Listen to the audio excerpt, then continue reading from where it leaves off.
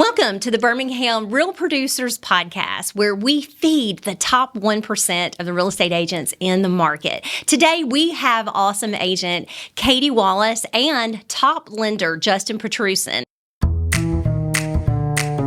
Welcome to Real Producers Birmingham, where we get to know some of our top real estate agents and share insight into their success. We also visit with our amazing vendor partners to learn all about what they have to offer. Please subscribe to this podcast, and thanks for tuning in. And now, let's chat about real estate. Hey, I'm Jenny Williams, and like I said earlier, we've got Katie Wallace and Justin Petrusson with us today, and it's so much fun being around people who achieve top things and big thinkers. It's just a total different atmosphere when you're around people like Katie and Justin. So, Katie, you have had such a great year, and you recently were on our cover, so thank you for doing that. Yes, My God, you were gorgeous. Thank you. So, Frank does such a great job, too. So good. And, yeah, he's so much fun. What have you been seeing in the market lately? You've been working a lot with higher-end clients. Yeah. So a lot of your listings have been well over, the average list price. Yeah. So what are you kind of seeing in that market? So the market's been so weird everywhere. I typically am in the $500 to $700 price point, but being in a luxury price point lately with the listing that we listed at 3.1, I wasn't sure what to expect. So I've been surprised. Every single buyer that's come through, we've had 8 showings on it. It's been on the market for I think about 75 days. Which I'm so happy for you. Yeah. Because it had been for sale a previous time, and I think Yeah, there was one like showing. one showing. Yeah. So, I mean, that is a lot of showings. Yeah, every one of them have been cash buyers. Yeah. Every one of them. And so in that price point, I wasn't sure what to expect. What I'm seeing is honestly, of course, in that price point, I feel like they want something very specific. And when they come in, they're looking and it has to check pretty much every single box. The cool thing about that price point, or in the luxury market too, is they typically have the funds to, okay, I don't like the master bathroom, I'm going to just redo that anyway, who cares? Right. Kind of thing.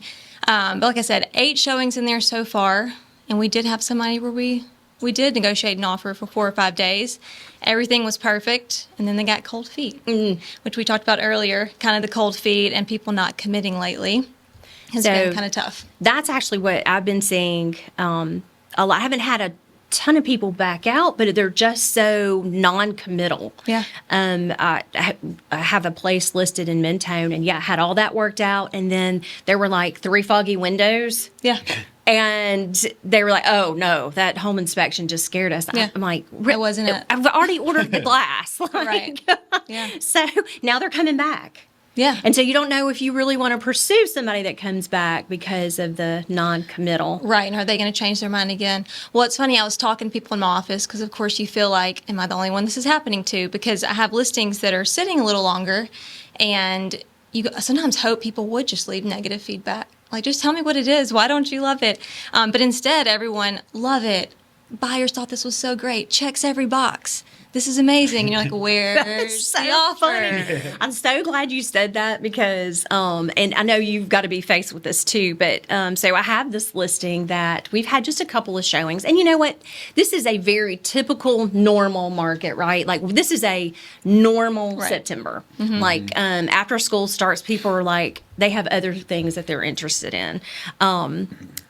So I've only had a couple of showings on this one house, and it's waterfront property in Birmingham, which is Nice. and it's affordable. It's in the 400s. It's not, Yeah. like this house that no. you've got on the Cahaba River. So we've had a couple of showings where people are like, "Oh yeah, we love it." Same kind of thing. Very just Yeah. not really any feedback. And then I held an open house, which I'm not really a huge fan of, but I did, and we had like 5 couples come through, and I'm like, okay, Yeah. that's, we had hardly any showings, but 5 couples come through. That's impressive. And 3 people seem like legitimately interested. 2 I keep following up with, and they're like, "Oh, it's our top one. It's our favorite one." What can I do to make it happen? Right. I'm like, so what would have to happen today for you to buy it? Yeah. What would, can I call you back?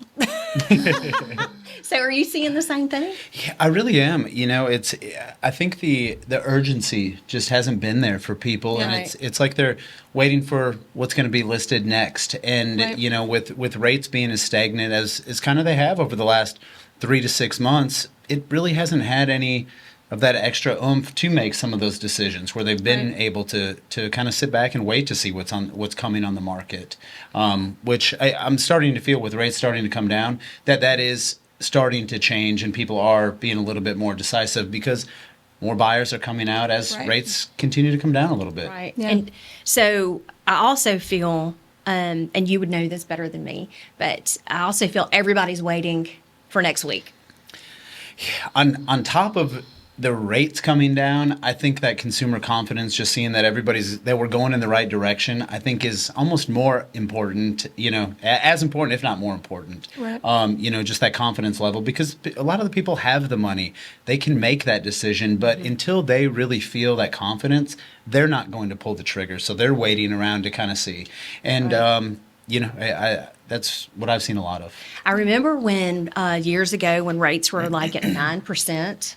Mm-hmm. And people were just on the fence, waiting for them to come down to 8. Everybody was on the fence. Well, the best thing that happened to us to get things momentum going again is they bumped up. Yeah. And everybody was like, "Oh no!" Yeah. If they get back to 8, we're good. Yeah. Right. So it's sometimes going up, but didn't that happen last October? Everybody was like, "Oh, rate cut on the prime," but it actually made the mortgage rate go up. Yeah, they're going to keep coming down, but no, it actually had a adverse effect. Mortgage rates actually went up a little bit, which there's a lot of confusion out there because you hear the Fed rate is going to be lower in mortgage rates. Well, the mortgage world already kind of knows that. A lot of that is already built in or built in a little earlier than that Fed rate cut actually takes effect. Right.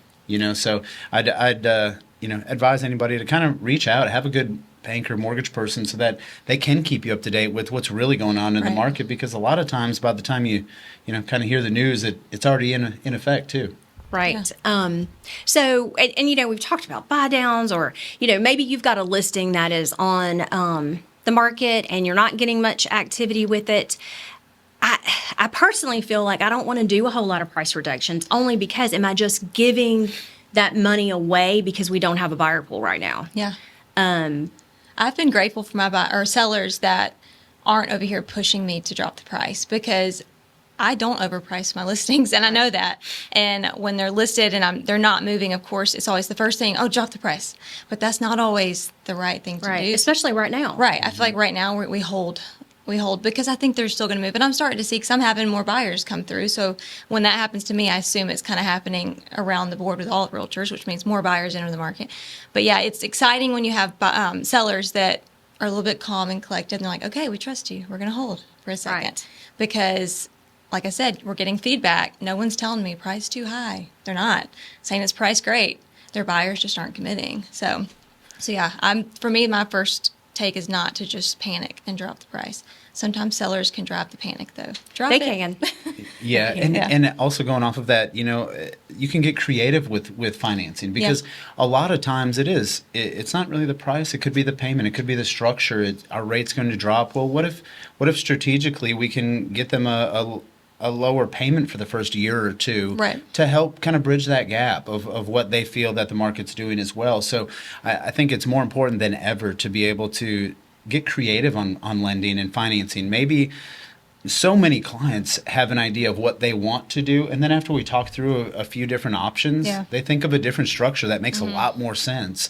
And just knowing what their options are, I think, is just a huge thing right now. Yeah. Well, but having somebody who is experienced that can advise them on that is... And get creative. Yes. Yeah. I'm writing an owner financing offer today, this afternoon, because she has to sell her house, and it's kind of a hoarder situation. Mm-hmm. And me read between the lines, because I haven't been allowed to go into the house yet.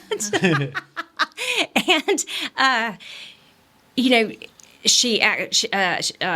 she's a professional, but her taxes don't show enough income, right? Like all the things that she was very upfront with me. And that's the hard part, is getting the client to be very truthful with you on all aspects. We're going to find out. Yeah, give me everything right now so I actually can make a strategy and put a strategy together, a plan together. So she at least did that for me.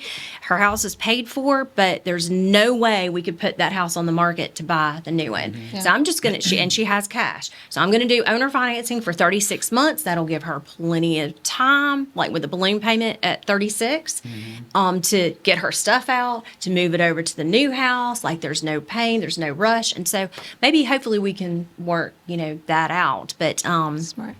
which brings me, are you seeing contingencies? I personally have, 3 under contract that I've put in the past week where as I'm representing the buyers and we're doing home sale contingencies and they're taking them. And so it's exciting kind of right now if you have buyers that really want to get in a house. Because you have leverage. I mean, I think every one of them, I have closing costs being paid for them, like literally all of them. And we all have home sale contingencies. And in fact, 2 of the listing agents haven't even mentioned a break clause, so we're just kind of hanging out over here. But yeah, it's. I love this. But yes, I am seeing contingencies a lot right now. I feel like when the rates hopefully do what we're all hoping, that you'll start seeing that phase away again. But yeah, are you seeing that? Yes. And another way too, though, that I've had more and more buyers come to me saying they want to do contingencies. And, I'm like, I know. it's going to be so hard. So I actually, I try to put everything on its side. Like, how can I make it a win-win for like all parties? Right. So I have gone in and I've done non-refundable payments directly, not earnest money, because earnest money by definition cannot be lawfully Right. non-refundable. So you want to make sure you use the correct terminology. But I've paid for the amount of time. Like, give me 60 days and the equivalent of what rent would be. And my buyers have been paying directly that. Now, we do the home inspection first, and the payment is not due until after the home inspection. So that there's no risk for anybody. And then we're buying that time. Give me 60 days to sell this house. And that has actually been working. That's a good idea. It's going to motivate your sellers, too, to get this thing moving. Yes. So it helps everybody do what they need to do to make sure that it happens. And that seller on the house that my buyer is buying can cash that check today. Yeah. They can spend that money and the buyer gets credit for it at closing. So that's one way. I've been making things happen as far as a contingency world. But yeah, and then what's funny is I'll get the break clauses and I'm like, no, we're doing this to not have a break clause. And, some agents don't understand that. Right. They're just like, oh, no, it has to have a break clause. I'm like, I'm not giving you the money Right. Yeah. and having a break clause. No. Yeah. Yeah. So you do have to have, and again, this is for the top of the top who would have understanding of this. So, but you said something earlier about renovation loans are like super hot right now. Yeah, renovation loans and bridge loans. Talking about loans. your contingencies, we're doing more of those than I can remember in the last 5 or 8 years for sure.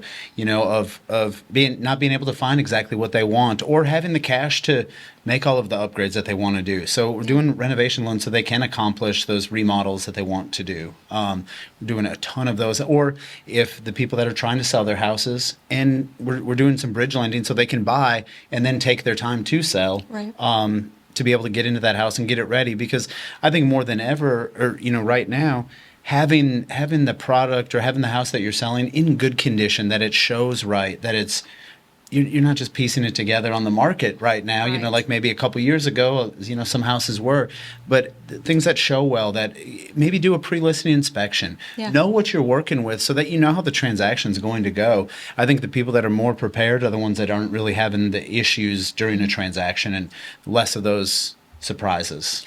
Well, there's so much that's just been thrown on the market and not really, and that's what buyers are discouraged with. They have to see so much stuff that needs to be done. People are really not making an effort right now. So the ones that are making an effort are really standing out. Yeah. Yep. Absolutely. And those are tough conversations. Well, I lived here all this time. And I'm like, right. But, you are trying to sell it where in a time that we have a smaller buyer pool. Yeah. But hopefully next week we're like, woo, woo, higher buyer pool. And on the way here this morning, I was talking to another agent. They were telling me that their contingencies are way up right now. But we had this exact same conversation as I was getting here, and just making sure the right steps are taken, and they're going through those listing inspections to have it available for that buyer. So you're saving timeline too. Right. Well, I knew you would have such good feedback because of how many of the top agents that you do work with. Having those conversations and the high level there's a lot of agents that haven't sold anything this year, right? And so they're not, just don't have any understanding of what's going on in the market, and they really just don't know how to get some momentum going. And I hate that. It's hard. Like you mentioned, just being prepared. I think on the listing side, years ago a few years ago, you could just pop a house up. Oh, yeah. It's going to sell. But now, and I think buyers and sellers are still mentally transitioning into like what expectations are. And I think they're finally accepting it though. Like, okay, I'm going to have to put some work in for my house to sell. Right. I am very upfront with my listings of here's what we're going to have to do. Sometimes they don't want to do it. So I'm like, well, I'll do it myself. I'll take care of things because those listings that people are doing the pre-inspections, putting the work in, buyers know the moment they walk in, they're like, nope. This is not, this hasn't been taken care of. This is not it. Versus because people just have, I feel like just overall people have less money or less cash in hand right now. So when they go in, and I can tell when I'm showing buyers, oh, we could repaint. And then by the time you get through, they've listed 5 or 3, like, oh, I guess we could put new doorknobs. Well, I guess the deck, we could redo it. And I'm like, we're not doing this, right? Because this is dollars just adding up. Well, just a deck can be $15,000, Yeah. and a paint job. People think, oh yeah, paint job is not that expensive. It can be like $8,000 to $10,000 depending on what it is. Those things just mentally add up in a buyer's brain as they're walking through. So to eliminate those little bitty things that may have even been a $200 fix, get rid of those so they're not even thinking about it going through, I think has been huge on the listing side. Yeah, I think the unexpected is what will deter the buyers right now, and they just need to be kind of prepared, right? Those things can add up because so many people, you don't know what you don't know. Right. And they think, well, I had to save all this money to put down. I got closing costs I have to do.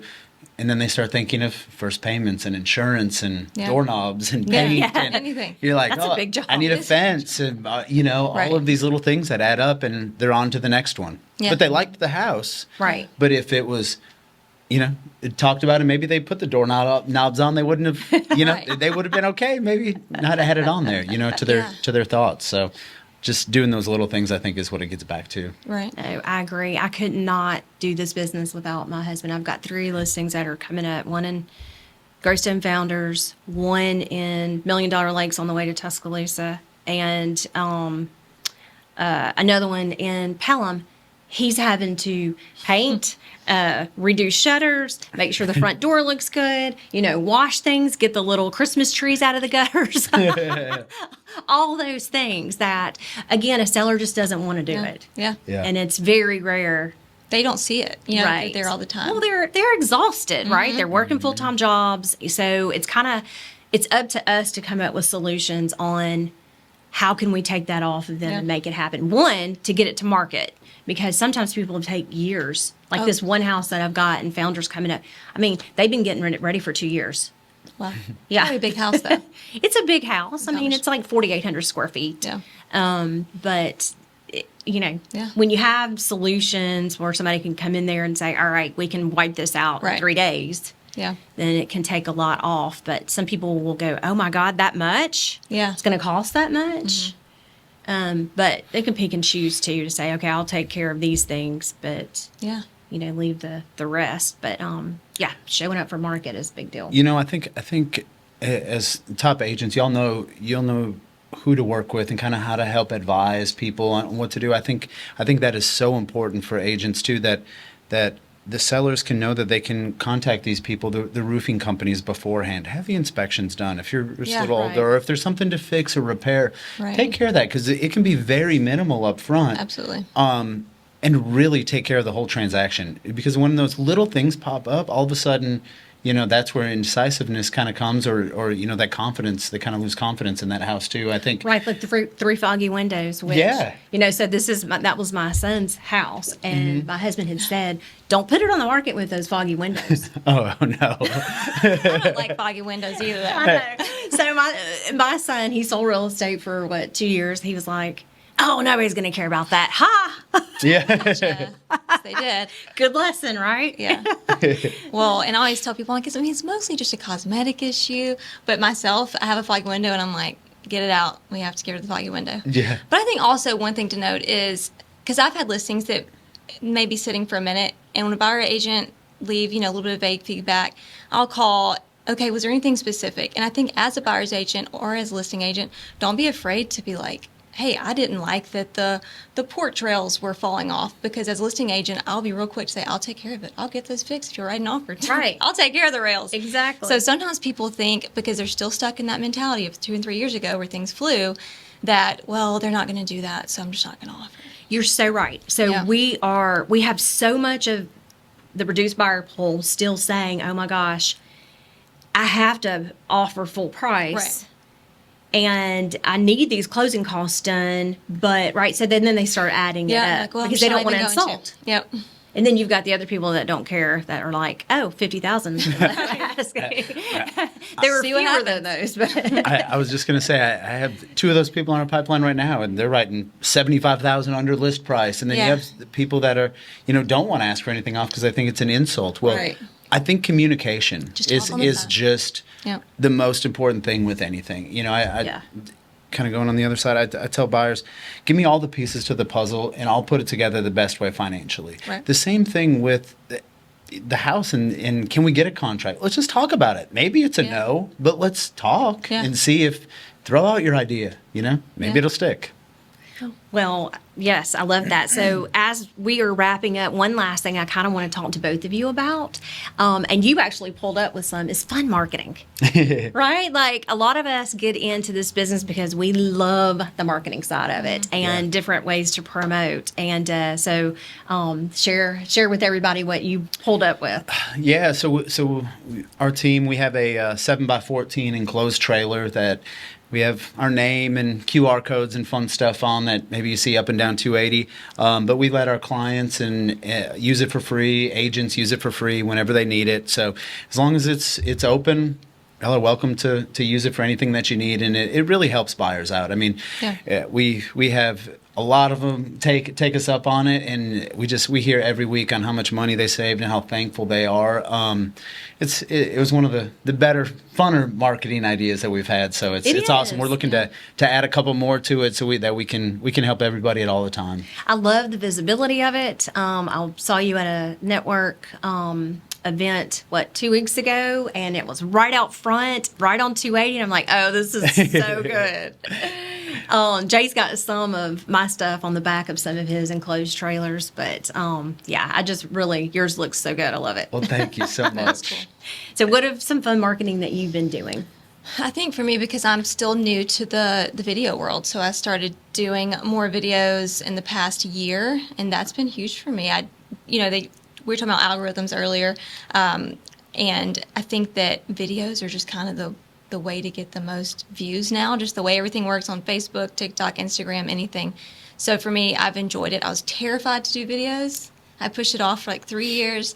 I did my first one, and I'm like, okay, that was fun. And so I love it. I look forward to the days where we just knock out tons of content, and it's cool putting it out there, and it's really cool seeing how, thousands of views versus just making a post or whatever. So for me, that's kind of where I'm at in marketing, is exploring more of that and getting further in the whole YouTube world and figuring that out. It's been fun. So if you're thinking about doing videos, just do it. Because it's exciting. Right. And you don't have to watch them. No. Right? You don't, Yeah. So as a real estate coach for 10, 12 years, I was constantly telling everybody, do video. And so what's funny is, and I did a ton of video. Yeah. Since I've been selling, this year, I've done less video than I normally do. And Philip's looking at me going, yeah. So it is funny how we go in seasons, but webinars, that's one of my favorite things to do. Yeah. And of course that's video, but you've got to get the people there. Right. But once you do that one piece of content, we just did one, the 10 things you need to know before downsizing. And now we've got a request to do another one that's geared toward the children of parents that need to downsize, and that's where we would bring in some other professionals. But those things are fun as well. And you're right, video, and the camera loves your face. They're going to pick that up and share it because you're so photogenic. But I was on stage in Missouri one day, and this lady came up to me and goes, "Oh my God, you're here!" And I'm like, "What? That's so What do you mean?" She said, "I watch all your videos." You don't realize Yeah. that you're building a one-sided relationship where people are really getting to know you through Yeah. video if you're authentic, and that can go a long way, much more than an ad can go. So you're right. So thank you for sharing that. And my kids are 100% sure that I'm famous. They're like, my Well, I know your mom- daughter is with the frog. Yes. Yes. They're like, my mom has a whole video team. I'm like, yeah, I do. I really do. That's awesome. Well, yeah, Philip gets to be my sidekick everywhere. The things he gets to see. I'm so sorry. Well, thank y'all so much for joining us. And this is always fun just to talk. And hopefully you got a tip or two from some top people in this conversation. And look for other versions of this podcast. And as always, we thank our business partners, because without our business partners, none of this would be possible. So as we are trying to be a resource to you through Real Producers, look to see who our vendor partners are and make sure you're hiring, because they are the best of the best in the industry. Thanks so much for watching. Please subscribe to this podcast, and thanks for tuning in